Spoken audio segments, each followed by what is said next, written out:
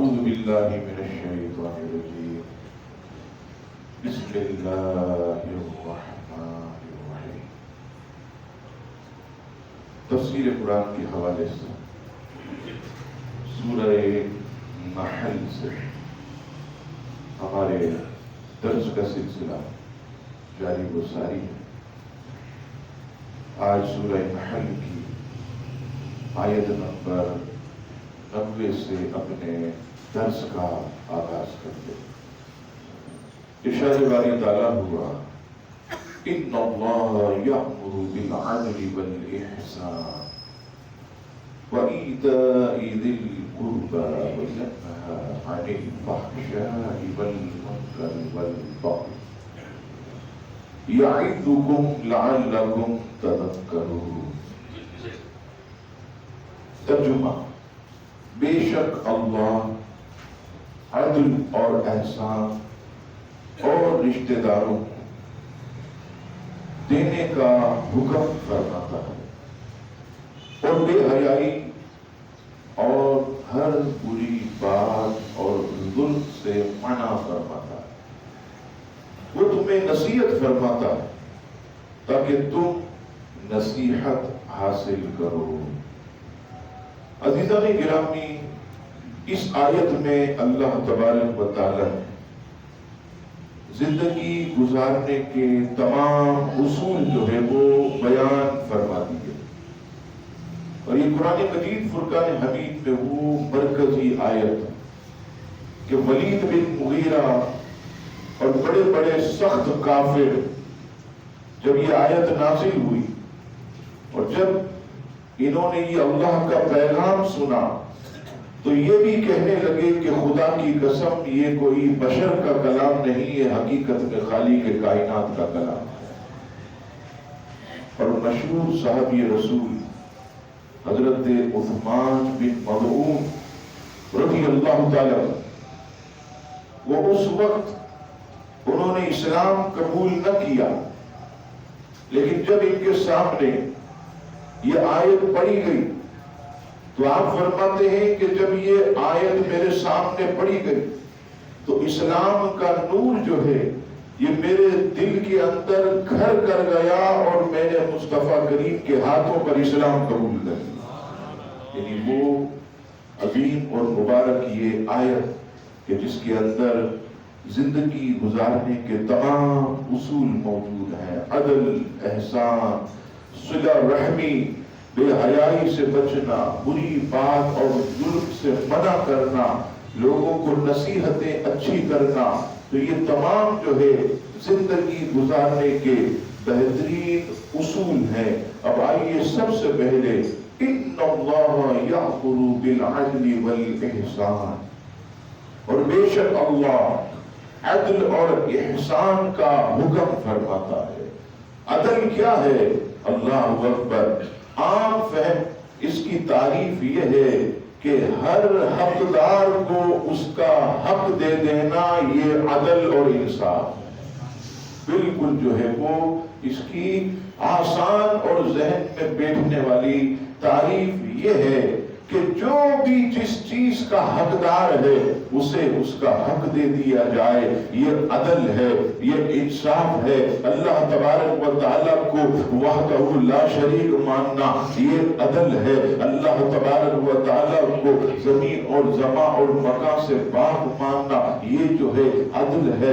اللہ تبارک و تعالیٰ پر ایمان لانا یہ عدل ہے. حضور علیہ السلام کو رسول برحق ماننا یہ عدل ہے. حضور علیہ السلام کو اللہ تبارک و تعالیٰ کا آخری نبی ماننا یہ عدل ہے. قرآن مجید فرقان حمید کو اللہ تبارک و تعالیٰ کی کتاب ماننا یہ عدل ہے. تقدیر پر ایمان لانا یہ عدل ہے. مرنے کے بعد اٹھائے جانے پر ایمان مان لانا یہ عدل ہے، حساب و کتاب پر ایمان رکھنا یہ عدل ہے، اپنی بیوی کو حقوق دینا جو اس کا حق ہے یہ عدل ہے، اپنی اولاد کو ان کے حقوق دینا یہ عدل ہے، اپنی ماں کا احترام کرنا اور ان کی عزت کرنا یہ عدل ہے، اپنے باپ کے ساتھ بھلائی کرنا یہ عدل ہے، اپنے ملازموں اپنے نوکروں اپنے غلاموں کے اوپر جو ہے یہ رحم دلی کرنا شفقت کرنا انہیں جو ہے ان کا حق دینا یہ عدل ہے۔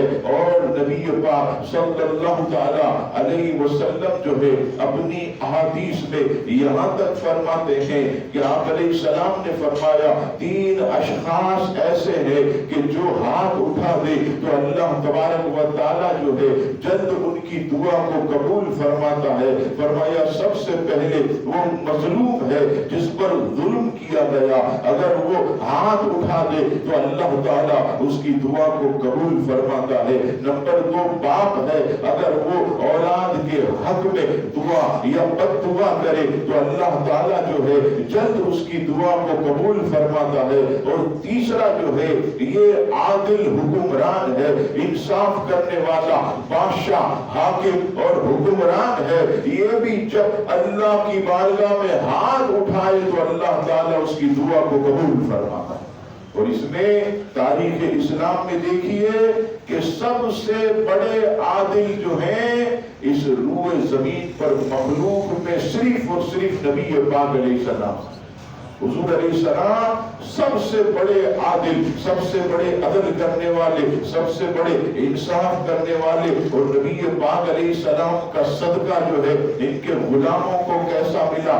آپ تاریخ پڑھیے، بڑے بڑے بادشاہ بڑے بڑے حکمران جو نبی پاک علیہ السلام کے سچے غلام رہے، انہوں نے جب عدل کیا تو اللہ تعالیٰ نے انہیں بھی جو ہے برکتوں سے مالا مال کیا۔ آپ جانتے تاریخ کے اندر حضرت سلطان محمود غزنوی رحمت اللہ تعالی کا نام آتا ہے۔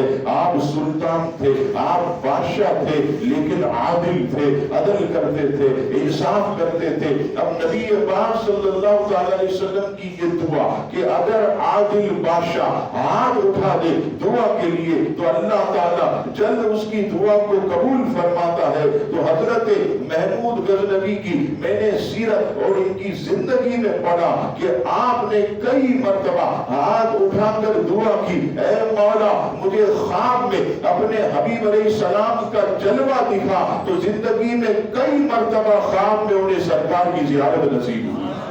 یہ عادل بادشاہ جو ہے اور ایسے عدل کرنے والے کہ تاریخ اسلام میں ملتا ہے۔ ایک مرتبہ جو ہے آپ کے پاس ایک غریب جو ہے مزدور پھٹے پرانے کپڑے پہن کر آپ کے محل میں آتا ہے اور کہتا ہے سلطان ایسے کانپ رہا ہوتا ہے۔ آپ نے اس کے اوپر ہاتھ رکھا، اس کے سر پر شفقت کا ہاتھ رکھ کر پوچھا بتا کیا معاملہ ہے؟ کہا مجھے بہت ڈر لگتا ہے۔ نہیں نہیں تو بتا کیا معاملہ ہے؟ وہ کہنے لگا کہ اصل میں ہوا یہ ہے کہ کئی راتوں سے ایک شخص جو ہے میرے گھر میں آتا ہے اور آ کر جو ہے مجھے یہ کہتا ہے کہ میں سلطان محمود غزنوی کا بھانجا ہوں، اس کی بہن کا بیٹا ہوں، اور جو ہے میں تیری بیوی کے ساتھ بدفعلی کروں گا، خبردار تو کچھ مت بولنا، اگر تو نے کچھ کہا تو میں تجھے ٹھکانے لگا دوں گا، ایسی مجھے دھمکیاں دیتا ہے۔ کئی راتوں سے جو ہے وہ آتا ہے، مجھ پر رحم کیجئے، میری عزت کا سوال ہے، آپ میرے ساتھ تعاون کیجئے۔ حضرت سلطان محمود غزنوی فرماتے ہیں کہ وہ کس وقت آتا ہے؟ کہا یہ رات کے اس پہر میں آتا ہے۔ حضرت سلطان محمود غزنوی نے کہا ٹھیک ہے تم اپنے گھر پر جاؤ، میں باقی سنبھال لوں گا۔ حضرت سلطان محمود غزنوی جو ہے وہ رات کے اس پہر میں اللہ اکبر ہاتھ میں تلوار لے کر ایسے تیز ترہا آپ نکلتے ہیں اور اس غریب کے گھر میں داخل ہوتے ہیں، اور داخل ہونے کے بعد جو ہے وہ غریب اشارہ کرتا ہے، وہ دیکھیے سامنے بستر ہے اور وہاں پر وہ خبیث جو ہے بد فعلی میں مبتلا ابھی اپنی کاروائی کرنے والا ہے۔ بس حضرت سلطان محمود غزنوی جو ہے زوردار تلوار سے اس کی گردن جو ہے وہ اس کے جسم سے جدا کر دیتے ہیں، اور جدا کرنے کے بعد فوراً کہتے ہیں घर में कुछ खाने को है ले आ, जो कुछ भी है ले आ। अब वो गरीब है, मजदूर है, घबराता है, बादशाह सलामत है, हाकिम वक्त है, इनके लिए मैं क्या पेश करूंगा, लेकिन डरते डरते वो कहता हुजूर कुछ नहीं है, आपके जो है वो मकाम के मुताबिक कोई ऐसा खाना नहीं है। कहा जो भी घर में है ले आ। वो गरीब था, सूखी रोटी और मिर्ची जो है ये हाथ में लाता है। हजरत सुल्तान महमूद गजनवी जो है बड़े मजे से वो सूखी रोटी जो है वो मिर्ची से खाते हैं और अल्लाह का शुक्र अदा करते हैं। वो कहता हुजूर समझ में नहीं आया ये क्या मामला, पहले आपने उसको कत्ल कर दिया और आंखों पर पट्टी भी बांध ली, अल्लाह अकबर, और फिर ये मिर्ची रोटी मेरे घर में जो थी उसे आपने ऐसे क्यों खाया, अल्लाह अकबर। सुल्तान महमूद गजनवी कहने लगे कि तूने बताया मेरी बहन का बेटा है, मुझे बड़ा दुख हुआ कि मेरी बहन का बेटा ऐसा काम कर सकता है, तो अगर बहन की मोहब्बत दिल में आती इसलिए मैंने आंखों पर पट्टी बांध ली और मैंने ये नियत की थी कि अगर ये मेरी बहन का बेटा नहीं होगा तो मैं तेरे घर में जो कुछ भी होगा वो खाऊंगा। अल्हम्दुलिल्लाह मैंने जब इसका चेहरा देखा तो मैं अल्लाह का शुक्र अदा किया कि ये मेरा भांजा नहीं था, ये मेरी बहन का बेटा नहीं था, ये कोई और था, ये तुझे धोखा दे रहा था, ये जालिम था, ये तुझे जो है तकलीफ में मुब्तला कर रहा था। तो मैंने जो है तेरे घर में जो कुछ भी था अल्लाह का शुक्र अदा करते हुए मैंने खा लिया और इस पर मैंने अल्लाह तबारक व तआला की बारगाह में शुक्र अदा किया। अज़ीज़ाने गिरामी ये अदल करने वाले ऐसे बादशाह थे तो हमें हुक्म दिया गया कि अदल करो। आज देखिए जमाने में जो फसाद है वो यही है, बीवी कहती है कि शोहर जो है ये अदल नहीं करता है, शोहर कहता है बीवी अदल नहीं करती, औलाद कहती है हमारी माँ हमसे अदल नहीं करती। एक बच्चा बहुत ज्यादा कमा के लाता है उसकी घर में इज्जत होती है, जो एक बच्चा बहुत खूबसूरत है उससे जो है माँ बाप मोहब्बत करते हैं। तो ये औलाद को शिकायत है कि माँ बाप जो है ये घर में अदल नहीं करते। इसी तरह जो है माँ बाप को शिकायत होती है कि औलाद जो है हमारे साथ इंसाफ नहीं करती है। इसी तरह जो है अज़ीज़ाने गिरामी रिश्तेदारों को ये शिकायत होती है कि हमारे चचा मामू ये फूफी ये लोग हमसे अदल नहीं करते, ये इंसाफ नहीं करते। हमारे पास जो काम करता है वो मुलाजिम वो हमसे जो है ये शिकवा करता है कि मालिक हमसे अदल नहीं करते, सेठ साहब जो है हमारे साथ इंसाफ नहीं करते, हमारा हक मारते हैं, हमारी तनख्वाहें नहीं बढ़ाते, हमें जो है वो ऐसा हक नहीं देते जो हमारा हक है। अगर अज़ीज़ाने गिरामी हकदार को हक दे दिया जाए, अगर मियाँ बीवी को हक दे दे, बीवी जो है शोहर को हक दे दे तो घर में झगड़ा खत्म हो जाएगा। अगर माँ बाप औलाद को और औलाद माँ बाप को हक दे दे तो झगड़ा खत्म हो जाएगा। अगर सेठ मुलाजिम को और मुलाजिम अपने सेठ को उसका हक दे दे तो दुकान और दफ्तरों से भी झगड़ा खत्म हो जाएगा। ये कैसा अल्लाह का इरशाद है कि अदल करो, इंसाफ करो, और आगे फरमाया कि एहसान के साथ करो। ये एहसान क्या है? ये एहसान भलाई है। ये एहसान वो है कि आदमी जो है बदले की ताकत भी रखता हो लेकिन बदला न ले, ये एहसान है। अगर किसी के साथ अगर किसी ने उसके साथ जियादती कर दी तो उसने उसे माफ कर दिया, दरगुजर कर दिया, तो ये एहसान है। अल्लाह तबारक व तआला की बारगाह में हमा वक्त झुके रहना ये भी एहसान है। तो कोशिश करें कि अदल करें तो एहसान के साथ करें ताकि अल्लाह तबारक व तआला का ये इरशाद जो है ये पूरा हो जाए। अब आइए फरमाया रिश्तेदारों को देने का हुक्म दिया, रिश्तेदारों को देने का हुक्म दिया। तुम अपने रिश्तेदारों से बना कर रखो, उनसे मत जोड़ो, उनसे मत तोड़ो, बल्कि उनसे जोड़ कर रखो। और नबी पाक अलैहिस्सलाम की अहादीस में जो है रिश्तेदारी के मुतालिक जो चंद अहादीस मुफ्ती साहब ने बयान की आपकी खिदमत में पेश करता हूँ। हजरत अबू अय्यूब अंसारी رضی اللہ تعالیٰ عنہ فرماتے ہیں کہ ایک شخص نے بارگاہ رسالت میں حاضر ہو کر عرض کی یا رسول اللہ صلی اللہ تعالیٰ علیہ وسلم مجھے ایسے عمل کے بارے میں بتائیے جو مجھے جنت میں داخل کر دے۔ نبی پاک علیہ السلام نے فرمایا تم اللہ کی عبادت کیا کرو، اس کے ساتھ کسی کو شریک نہ ٹھہراؤ، نماز قائم کرو، زکات دیتے رہو اور رشتہ داروں کے ساتھ صلہ رحمی کرو، اللہ تعالیٰ تمہیں جنت میں داخل فرما۔ تو دوسری حدیث پاک حضرت عبد الرحمن بن عوف رضی اللہ تعالیٰ عنہ سے روایت، رسول اللہ صلی اللہ تعالیٰ علیہ وسلم نے ارشاد فرمایا کہ میرا رب ارشاد فرماتا ہے میں اللہ ہوں، میں رحمان ہوں، رحم یعنی رشتہ داری کو میں نے پیدا کیا ہے اور اس کا نام میں نے اپنے نام سے مشتق کیا، لہذا جو اسے ملائے گا میں اسے ملاؤں گا اور جو رشتہ داری کو کاٹے گا میں اسے کاٹ دوں گا۔ اللہ اکبر۔ پھر حضرت عاصم رضی اللہ تعالیٰ عنہ کی حدیث پاک رسول اللہ صلی اللہ تعالیٰ علیہ وسلم نے ارشاد فرمایا کہ جس کو یہ پسند ہو کہ اس کی عمر میں برکت ہو اور اس کے رزق میں جو ہے یہ وسعت ہو اور اللہ تعالیٰ اس سے بری موت کو دفع کر دے تو اسے چاہیے کہ اللہ سے ڈرتا رہے اور رشتہ داروں کے ساتھ اچھا سلوک کرتا رہے۔ تو بتائیے تین نعمتیں اگر کوئی رشتہ داروں کے ساتھ حسن سلوک کرے تو درازی عمر بالخیر۔ ہر آدمی ہم میں سے یہ تمنا کرتا ہے کہ لمبی عمر مل جائے، بڑی عمر مل جائے۔ دوسری چیز ہر آدمی یہ تمنا کرتا ہے کہ میرے رزق میں وسعت ہو جائے، میرے رزق میں برکت ہو جائے۔ کیسے ملے گی؟ رشتہ داروں کے ساتھ حسن سلوک کرنے سے۔ آپ دیکھتے ہیں کہ معاشرے کے اندر کیسی موت ہو رہی ہے، گاڑی نے کچل دیا، کوئی جو ہے وہ بیچارہ ٹرک کے نیچے آ کر مر گیا، کوئی جو ہے ریل کے اندر جو ہے ڈبوں میں کٹ کر مر گیا، کوئی جو ہے سمندر میں ڈوب کر مر گیا، کوئی جو ہے آگ سے جل کر مر گیا۔ کیسی اموات جو ہے۔ فرمایا رشتہ داروں کے ساتھ تم حسن سلوک کرو، اللہ تعالیٰ تم سے جو ہے یہ بری موت کو دفع کر دے گا، بری ناگہانی موت کو تم سے دور کر دے گا۔ حضرت سیدنا عروہ بن زبیر رضی اللہ تعالیٰ عنہ بہت بڑے صحابی رسول ہیں۔ امام بخاری رحمۃ اللہ تعالیٰ علیہ ادب المفرد میں اس حدیث کو نقل کرتے ہیں، ایمان تازہ ہو جائے۔ حالانکہ جب انسان حالت کفر میں ہوتا، اسلام اس نے قبول نہیں کیا، تو اس وقت کی وہ نیکی اس کی ضائع ہو جاتی، کیونکہ اگر کسی کو اجر ملتا ہے تو وہ صرف مسلمان ہے۔ اگر نیکی پر انعام ملے گا، قیامت کے دن جنت ملے گی، تو وہ صرف مسلمان۔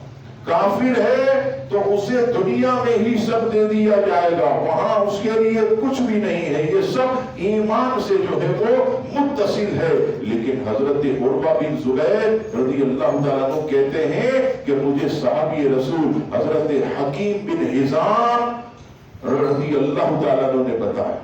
اور یہ حکیم بن حزام کون ہے؟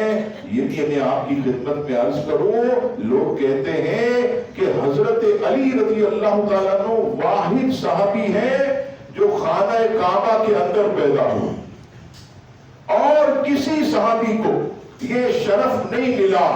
آپ حدیث پڑھیے، حضرت حکیم بن حزام انہیں بھی یہ سعادت حاصل ہے کہ ان کی ولادت بھی کعبے کے اندر ہوئی، کعبے کے اندر یہ پیدا ہو۔ حضرت حکیم بن حزام نبی پاک علیہ السلام کی بارگاہ میں حاضر ہوتے ہیں، عرض کرتے ہیں یا رسول اللہ صلی اللہ تعالی علیہ وسلم، جب میں مسلمان نہیں تھا اس وقت بھی اپنے رشتہ داروں کے ساتھ اچھا سلوک کرتا تھا، میرے رشتہ دار غریب ہوتے تھے میں انہیں کھانا پہنچاتا تھا، میرے رشتہ دار غریب ہوتے تھے میں ان کے گھر جا کر ان کی مدد کرتا تھا، میرے رشتہ دار تکلیف میں ہوتے میں ان کی تکلیف کو دور کرتا تھا، میرے رشتہ دار پریشانی میں ہوتے میں ان کی پریشانی کو دور کرتا تھا۔ یا رسول اللہ کیا مجھے اس کا کوئی اجر ملے گا؟ اللہ اکبر۔ نبی پاک علیہ السلام فرماتے ہیں اے حکیم بن حزام، یہ جو اللہ نے تمہیں اسلام کی دولت سے سرفراز فرمایا ہے یہ اسی نیکی کا ہی بدلہ ہے۔